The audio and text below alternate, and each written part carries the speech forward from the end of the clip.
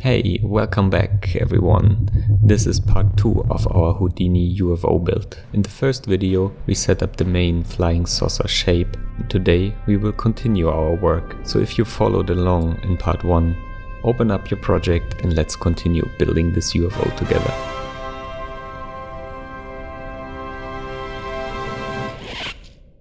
Let's work on our cockpit. For this, I wanna reference my inner part again. And we come a bit to the side here. We object merge it again, putting it in here, and you see it will sit perfectly in the middle.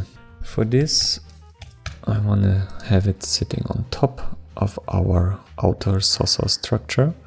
So I use a match size, but I take the second input, where I can then define where on my geometry it should sit. It should sit on the top of it, so on the max, and like this our base for the cockpit will be here. We don't need all those kind of inner surfaces, so we can append a divide sub. Inside the divide sub we can say remove shared edges, so we will be left with this flatted circle surface. Let's poly extrude it into the shape that we want. Let's say crank it up by 0.6, maybe 0.8.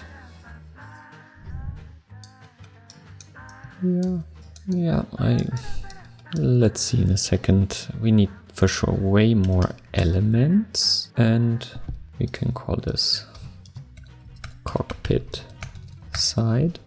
And under the spline control, I can come in here, select both angles and say B-spline, and lower this a good chunk. Maybe come in here and say 0.5. So I get a bit this kind of dome kind of structure. And yeah, can play around with that. That kind of look like the high look of it, so the 0.8 is what I'm going to settle with. Now I want to define sections for my windows, so we need to find a nice way to group it, and therefore I want to use a group by range. Here it is. Once I wire it in, I have this cool range filter down here where I can say like I want to select 1 out of 2, for example. That creates these cool rings, but the windows would be way too slim. We would just have this little slice to look out. Let's say I want to have like 3 out of 4. Yeah, like something like this. To have bigger window sections, but always with like a little line in between, which will be the frame of our structure. But of course this just works fine because it corresponds with the number of segments our inner ring has, and this is ultimately defined by our revolve node, so that's 24 subdivisions. If I drop this to 23 and come back down here, you will see this node. It also looks cool, but it does some kind of craziness. So let's drop this back to 24. So have it in even number. Also something that is divisible by 4 in our case. You shouldn't have any problems. Okay.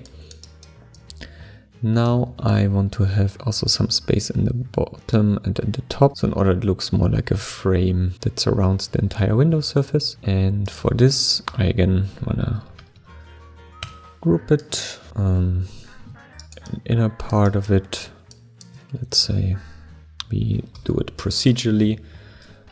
So I would go back to points here, select the bounding object, and in here I can say bound, which creates a bounding box, but in the lower padding and upper padding I say minus 0.1 maybe, like this, so it's smaller and it will stay always smaller. And once I wire it in here, you see I will just select it like a good middle chunk of it. Okay, I will call this group window points. My windows. My window points are not primitives yet, so in here I will need to group promote those window points to the new group window middle, let's say, and we're going to promote from points to primitives like this. And maybe I want to add one more row to each side, so I will do a group expand, choose my base group, the window middle, and say, yeah, so I could shrink it or expand it. Maybe I even expand it by 2. And all that is left is basically combining my group range up here with this section, and we do this by drop down a group combine. And we want to have our windows that equal the windows, but just in the areas of our group expand now. So what I do now is I want to blast 2 different things here. One is of course our windows, so I will be left with our window frame, and the other blast is going to be just our group expand, and I will invert the selection to be left with our window surface. For our window, let's give it a little thickness, 0.05, and before we can also subdivide it a bit more, get a more even and round shape. That's our glass dome. And for our window frame, let's also give this a bit more details. Let's also lapse thicken this thing, maybe 0.2 in both directions. Way too big. 0.02, that looks better to me. And currently our top part here is a little bit flat, so we can address this by also doing a group, selecting by normals everything that is up facing and really reducing this threshold here. So we will end up just as this top face. And this one and this one we're going to poly extrude a bit more, and we select the top face, and in the top face I want to do a little 0.05 inset and go with the extruded front. Select the extruded front, get rid of the top one, and don't inset but extrude by 0.1, maybe 2, and maybe down here we also put 0.02.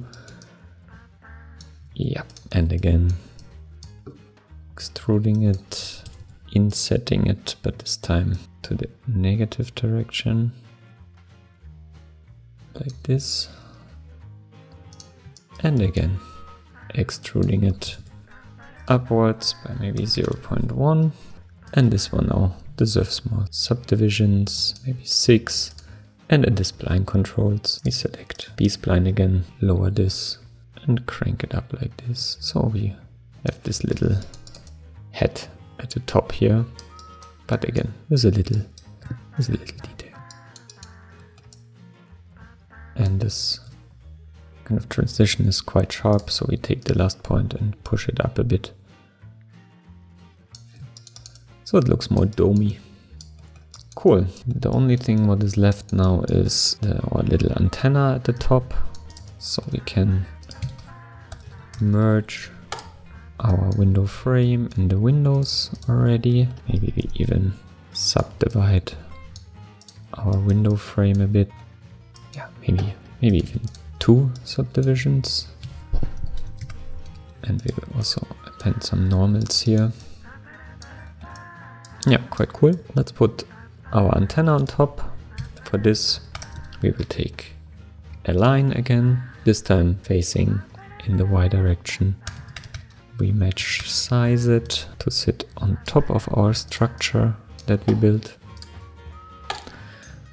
Like this. Not quite, because we put the middle point of our line in there, so the line should the minimum of the line should sit on top of the maximum of our structure. This entire thing is a bit too long, maybe like this, and we can resample our line to say, yeah, more elements here, and say sweep, where we select a round tube as a sweep. We lower the radius by a good chunk and say apply scaling along curve, and we scale down the tip a bit to get this pointed shape.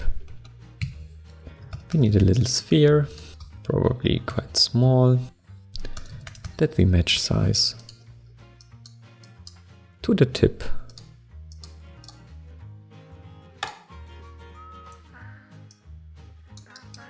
Of our antenna, like this.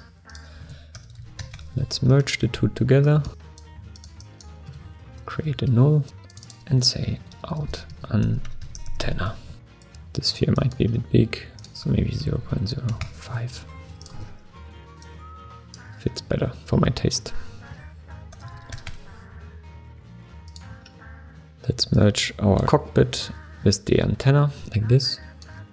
Maybe I went a little bit too small. Yeah, like this, and 0.1 was quite alright. In here.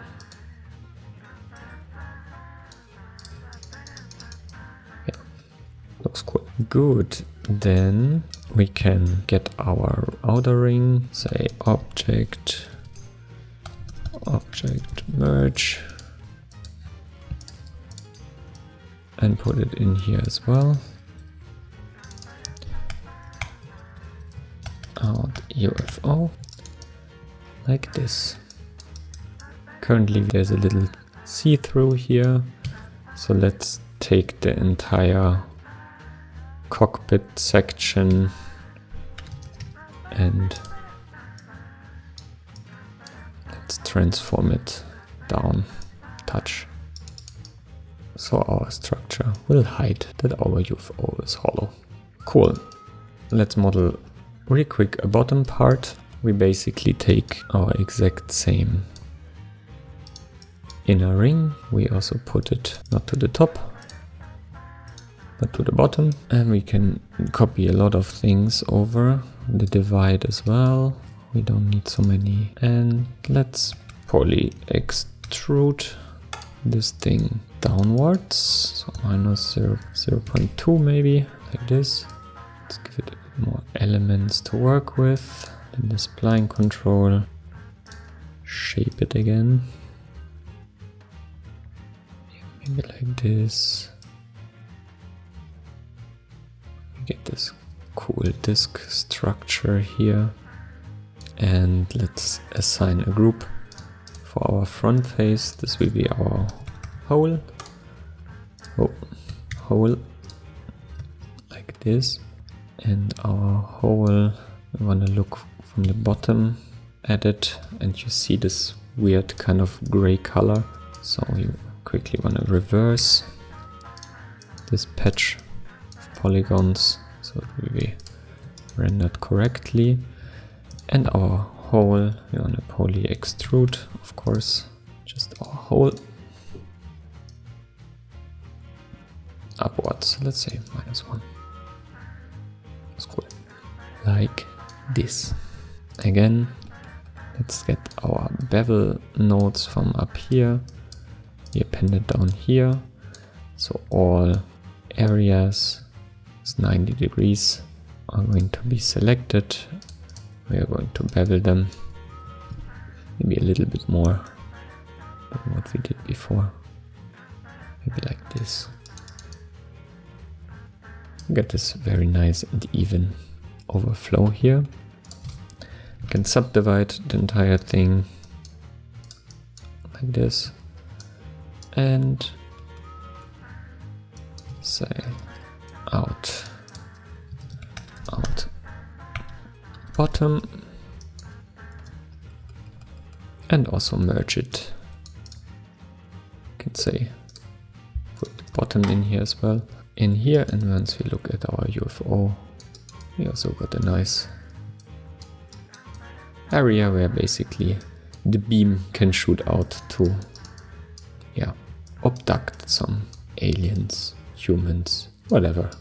Cool. Last but not least, let's add some details to the top here, and then we are good to go. For the sake of the tutorial, I will just use my outer ring, and I will basically, yeah, let's put it down here, object merge it to this point again. I have a fresh geo to start with. I will blast off my detail surfaces and invert the selection, and I just want to have those details on the areas where, yeah, there is sufficient space around it. So if we add big chunks of details onto the small surfaces, it won't look good. So let's get rid of the small areas. And there's a super cool node from the labs team again. And this is like small parts, delete small parts. I wire it in, and then I have a threshold here that gets rid basically of small elements like this. And I think this is a quite a good threshold. And the rest elements will get details, but maybe not all. So I will append another small part, because I can also say extract the largest piece, for example this, and I want to invert the result. So I also got rid of this biggest piece, because this one I want to treat differently later on. Like this, because this is where this kind of fin, the flying saucer, will be attached to, in order for it to be able to steer in the right direction. Okay. But for these things, I want to say extract centroid, like this. And you see I have all those points now here. And I want to also attach a normal on this side to my surfaces in order for them to look in the right direction. And now I want to array my points to the surface again, and I say minimum distance like this. I want to have the point intersection normal, so these points are oriented correctly. What I can do now is put down a tube. I will have it look in the X direction, will have end caps, and the height is quite small. This will be my additional window surfaces, which I'm going to copy to points onto my just created detail points here. And in here I can attach an attribute adjust float, because this will be per default set to p-scale. And I can just scale it accordingly.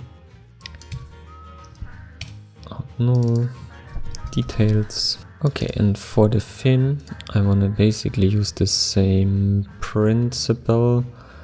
I mean, I have this. I can also extract the centroid. Doesn't have any normal yet, but the normal should be its position of X and Z, but without the Y component, to face outwards from the middle point. So to not use vex, we can put down a point WOP for that. And basically take our normal component and say vector to float, and float to vector, and just use X for X and Z for Z and 0 for the Y component. And of course, we checked before our point has no normal, so we should not take the normal but the position. And now the position is getting mapped to the normal, and you see it showing up here as the blue arrow. Perfect. For our fin, let's start with a box very quickly. Let's scale it down in X, highlight it, and with the select tool, I grab this top surface and I say scale it down, move it over, this, select again, and while I'm with the mouse over the viewport, I say poly extrude, go into this transform extrude front option, select the global for the transformation space, push it out a bit, get this little extra detail, and now we can copy 2 points, our fin to our point element, and merge it into the details like this. Of course, so let's quickly just rotate it by 180 degrees in order for it to face outwards. Let's take our details, wire it in the merge, and there you go. This is our little UFO. Of course, we can do a bit more work for these kind of elements here. Make the tube longer. You see it will also sit a bit more nicely on top of there. We could make the tube a little bit longer, then it not stick out so much, or we shift all those points that we selected here. If we scale them up all together, let's see, how does it change? So those elements sit a bit more in those surfaces down here and look less bad. Cool. One final test before I let you go is once we come up here in our scatter the points and we now select 8 sections, or we're going to select 4 sections. Yeah, it works quite well. Cool, there you go. This is how you model a procedural UFO in Houdini. And looking at what we've done, it is quite straightforward, I would say. Thanks for watching, and I will see you in the next one.